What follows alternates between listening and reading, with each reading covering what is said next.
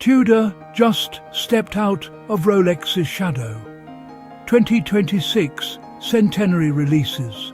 Forget everything you know about Tudor being Rolex's affordable sibling. For their 100th anniversary, Tudor didn't just release new watches, they officially declared independence, dropping a lineup that might actually outshine the crown this year. Welcome back to Luxe Pulse, the home of luxury horology and market analysis. The year 2026 marks the absolute centenary of Tudor. Founded in 1926 by Hans Wilsdorf, the brand was originally created to offer the dependability of a Rolex at a more accessible price point. For decades, they were defined by that relationship. But at Watches and Wonders Geneva, Tudor proved they are no longer playing second fiddle. They aren't just relying on vintage nostalgia anymore.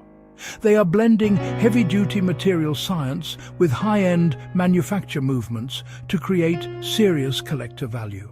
From full ceramic bracelets to a revived legacy name, let's break down the 2026 Centenary Collection. The watch capturing all the headlines right now is the return of a legacy name, the Tudor Monarch. This is the most overtly symbolic release of the centenary.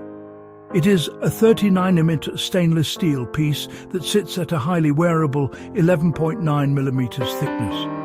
It features a finely faceted case and a beautiful papyrus-toned dark champagne dial. The real talking point here is the dial layout. It uses an error-proof style mix of both Roman and Arabic numerals, giving it an intensely classical mid-century character. Mechanically, it represents how far Tudor has come. Behind that vintage facade is the Master Chronometer certified manufacture caliber MT 5662 2U, complete with an open caseback displaying a gorgeous 18-karat gold inlay on the rotor. Now, for my perspective, I really like the Monarch on paper. The typography and the warm dial tone look incredibly distinct. However, because that dial configuration and the faceted bezel are so intricate, I absolutely need to see it in the flesh before making a final judgment. It's a watch that will either look like an absolute vintage masterpiece on the wrist or feel a bit too busy. We need to see how it catches the light in real life. Before we get to the absolute star of the show, we have to look at how Tudor systematically upgraded the pillars of the Black Bay line. They aren't just changing colours, they are re-engineering cases. The Black Bay 58. The modern cornerstone of the brand just got a massive upgrade.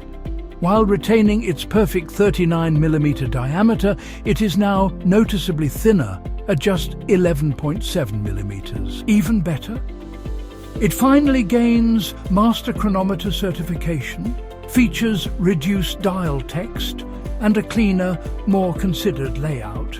The Black Bay 58 GMT. Bringing the mid-century romance of air travel into a compact footprint, this 39mm GMT features a striking burgundy and black bi-directional bezel with a gilt 24-hour scale. Powered by the integrated meter-certified caliber MT5450U, it is easily the most elegant travel watch Tudor has ever made. The Black Bay 54 Blue, the purest choice. At 37mm, this model introduces a stunning sapphire-toned Tudor blue dial and bezel, stripped of minute hash marks for an incredibly clean historical dive look. The Black Bay Ceramic. Taking a sharp turn into high-tech contemporary engineering, the ceramic now features a full ceramic bracelet and a proprietary dual-folding ceramic clasp. Paired with a micro-blasted matte black 41mm case and a charcoal dial, this is an absolute monochrome powerhouse. While the watch media is obsessing over the Black Bay line, Tudor quietly revolutionized another part of their catalogue: And in my opinion, the new Tudor Royal releases are the absolute best watches of the entire 2026 lineup. The Royal has always occupied the sport chic, integrated bracelet sector for Tudor, but it was previously held back by off-the-shelf movements. For 2026, Tudor completely shattered that limitation. The Royal range now features in-house manufacture calibers across the entire collection. Available in 30mm, 36mm and 40mm sizes in both pure steel and two-tone steel and gold configurations, the aesthetic has been incredibly sharpened. They've redesigned the lugs, refined the end links and sharpened the notched bezel to give it an aggressive, contemporary wrist presence. Combined with an expanded colour palette spanning salmon, burgundy, brown and mother of pearl, and paired with the highly requested T-fit clasp on the integrated 5-link bracelet, the Royal is no longer just an alternative option. It is a genuine contender for the integrated bracelet crown. It offers high-end manufacturing execution at a segment of the market that desperately needs it. Tudor's centenary message is clear.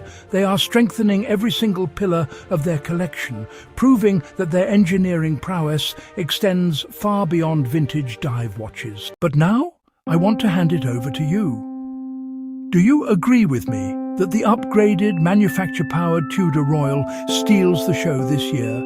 Or has the Monarch won your heart? Are you willing to gamble on that Roman and Arabic dial layout?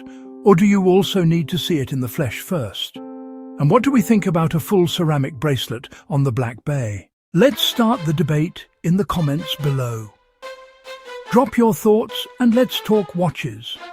If you want to stay ahead of the luxury watch market and get honest analytical insights without the marketing fluff, make sure to hit that subscribe button and give this video a like.